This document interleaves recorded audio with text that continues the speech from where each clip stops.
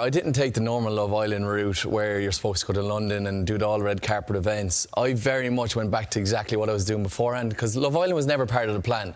I was always trying to go to the Olympics and do my law exams, and Love Island just kind of happened. Even though I said no a couple of times, they made it work. Because you're ridiculously good. No.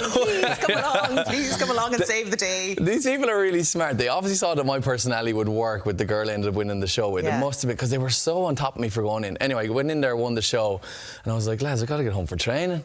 And honestly, I got back for day one training because we were trying to go to the Olympics, and the English media hated that, and I just got cancelled. But I didn't even know what cancelled meant, and it was just the best thing I think that was come back to Ireland, because my team protected me, my family's protected me, and then when I retired is when it all influxed, you know.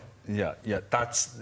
But generally, when anybody retires at any age, that's when you think, my identity is gone. Is that how you felt? Exactly, man, yeah. So I wasn't with my team anymore, who I'd been with for 10 years, so I didn't have a focus in relation to career-wise. I also moved to London because I thought I had to be in London, and I just very much, like, was lost. I didn't know where I was going, but because, you probably know this, Martin, men have a really big issue with speaking. You know what I mean? And we don't talk to each other. We just go around like we're trying to be stoic and pretend we're totally fine. But inside, most of us are struggling. Yeah. And I basically took it too far, too close to the edge, where I nearly decided not to be around anymore rather than speak to someone. But I swallowed my pride and was like, you know what? Some resilience made me go to a doctor. A doctor helped me out, and thank God I'm sitting here happy out now. Well, thank God for that. But you know, was it a case? Did you think by speaking out, people would consider you as weak? Exactly. Yeah, I didn't really want to go too bad into that, but yeah, I was just like, oh, someone will think I'm weak, and it might come from just, especially a male perspective, but a sporting male perspective, is that I can't show emotion. I can't show that I'm struggling here, which in hindsight was actually the weakest option to take, because. Yeah.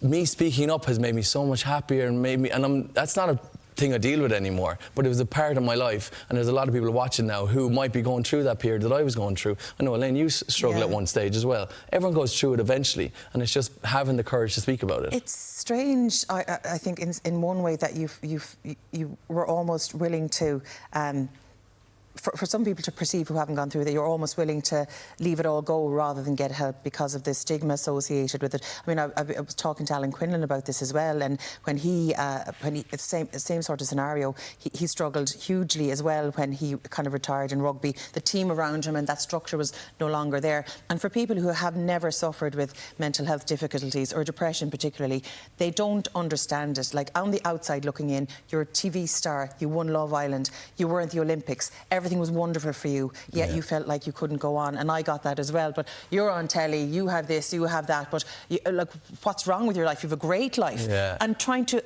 explain that to somebody, that you just cannot get the effort to get out of bed, you can't even talk to anybody, sometimes you can't even shower, and they're looking into your life thinking, there's nothing wrong with her. Yeah, what's she complaining about? There's nothing wrong with you, Greg. You have a great life. What have you to get depressed about? But it's not like that, and I think the illness part of it is vastly misunderstood. Have you learned more about it yourself since you got therapy and got help? What has staggered me is the amount of men and women, but mostly men, older age, younger age, that have come up to me and told me their own stories about them struggling. And I went to the Olympics, but I'm a very low-level Olympian. Even Michael Phelps, who's probably the most famous Olympian ever, he has a documentary on Amazon about what's called the weight of gold, where he was seen as this big, successful Olympian with 18 gold medals, and he was really struggling with his mental health, like, and he didn't, kind of similar enough to me, but like, he's much more famous. So it doesn't like pick and choose people. It can get anyone, you know what I mean? It caught you, Elaine, it caught me, and it can catch a lot of people. So that's why we are doing Darkness into Light, to show people that we're all in this together. It's a collective. It's going to be collective hope on the day. It's May 6th, Saturday, May 6th, and we all come together. And the Darkness into Light, if you don't actually think about the name, we're walking back into the light. And at one stage, I didn't see the light at the end of the tunnel, and now I do, and now I'm happy out. So we help one person, you know? Yeah.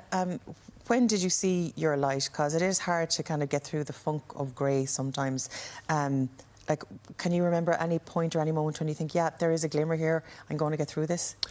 So I had to go and get actual, like, medication to help me kind of lift the kind of cloud off me. And when I lifted that pressure off, then as I said to Martin there a while ago, I swallowed my pride and I spoke to people, spoke to my friends, spoke to my family, and I swallowed my pride and I asked for opportunities, I asked for help. And when people started actually helping me, I was like, oh, maybe life isn't actually that bad. I can do this, I can do that. And the smallest jobs, like going for a shower, like you said, isn't an issue anymore. I'm like, yeah, I'm ready to go again. So, and it's baby steps. You're not going to go from down here to up here straight away, but it's one level each day. And it took me a while to get out of it, but now I've never been happier and I'm much more content, I remember the first time I had a belly laugh in ages, actually, a few months ago, and my sisters were so thrilled because I was crying laughing at something my aunt did, and I couldn't remember the last time I actually laughed, and they couldn't either, and they got all emotional. And it is one little thing that you go, yeah, I'm getting out of it now. Yeah, exactly.